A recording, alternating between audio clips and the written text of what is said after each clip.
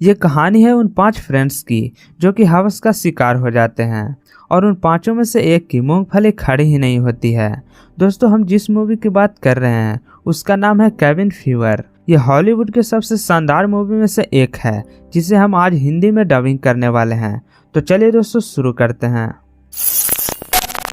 Movie के शुरुआत में हम 5 फ्रेंड्स को देखते हैं जो कि वेकेशन की छुट्टियां मनाने जंगल में आए हुए हैं। तभी स्टार्क और कैटिज कमरे में आकर अंधेरी बुझ खेलने लगते हैं।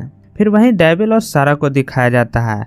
डेविल भी सारा के साथ अंधेरी बुझ खेलना चाहता है लेकिन सारा मना कर देती है। फिर सारा डेविल के सामने अपने कपड़े उतारकर नहाने चली जाती है और फिर डेविल भी उसके पीछे पीछे नहाने चला जाता है। फिर नहाने के बाद डेविल सारा को अल्टीमेट होने के लिए कहता है लेकिन सारा मना कर देती है और बहुत रिक्वेस्ट करने पर उसे केवल किस करती है। फिर वहीं डेविल का ख्वाब अधूरी रह जाता है। फिर हमें मैक्यू को दिखाया जाता है जिसे गुप्त रोग होता है जिसकी वजह से उसकी मूंगफली खड़ा नहीं होता है और ये 24 घंटा दिन भर अपने में मगन रहता है और वो अपने साथ एक गन भी लाया है जिसे वह इधर उधर फायरिंग करता रहता है। फिर रात हो जाता है और अंधेरी बुझ खेलने के लिए जाने ही लगते हैं कि तभी बाहर से दरवाजे की घंटी बजती है। तब स्टार्क जाके दरवाजा खोलता है तो वहाँ एक आदमी होता है जो कि जंगल में फैल रहे वायरस के कारण जख्मी हो जाता है और मैक्यू भागकर जल्दी से दरवाजे बंद कर देता है ताकि वो वायरस से इन्फेक्टिव ना हो। लेकिन वो जख्मी आदमी इनकी गाड़ी लेकर भागने लगता है तो वे सभी फ्रेंड उसे रोकने की कोशिश करने लगते हैं लेकिन वो आदमी उसकी कार में उल्टी कर देता है। तभी मैक्यू गोली मारकर टायर को पंक्चर कर देता है ताकि वो गाड़ी लेकर भाग ना पाए, जिससे वो आदमी को बाहर आना पड़ता है और कैटी उस पर पेट्रोल छिड़क देती है। और फिर स्टार केवल वो आग उसे डराने के लिए लाया था लेकिन उसके आग हाथ से छूट जाता है और वो आदमी वहीं जिंदा जलकर उसकी मौत हो जाती है। ये हादसा होने के बाद सभी फ्रेंड्स डर जाते हैं और सुबह जल्दी यहाँ से निकलने के बारे में सोचने लगते हैं। फिर सुबह हो जाती है और वो गाड़ी को साफ करने लगते हैं लेकिन गाड़ी का इंजन खराब हो गया था, इस वजह से गाड़ी चल नहीं सकती थी।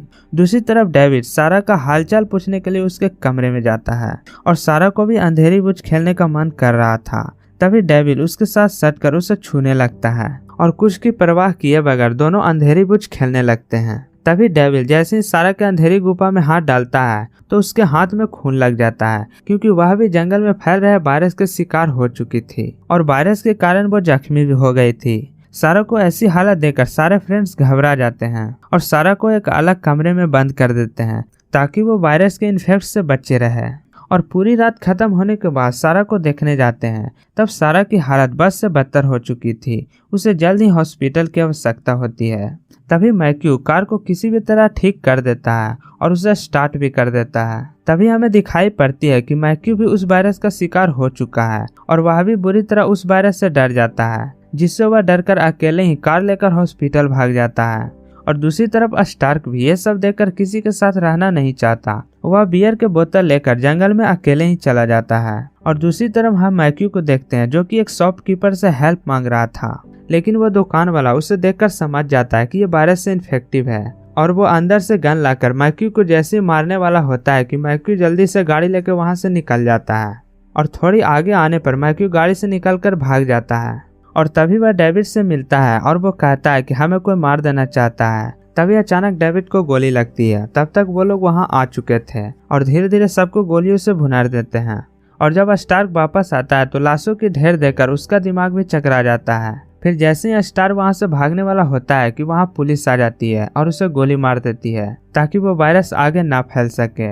इसी के साथ ये कहानी खत्म होती है दोस्तों।